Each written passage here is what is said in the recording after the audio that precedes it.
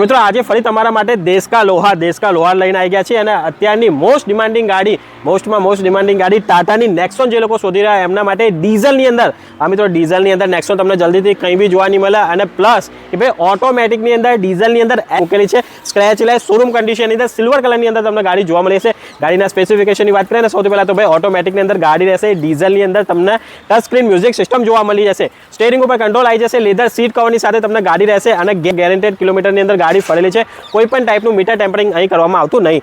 ગાડીની અંદર નોન એક્સિડેન્ટલની પૂરેપૂરી જવાબદારી રહેશે। ડીઝલની અંદર ગાડી હશે એટલે તમને 22 પ્લસનું તમને માઇલેજ ગાડી આવશે।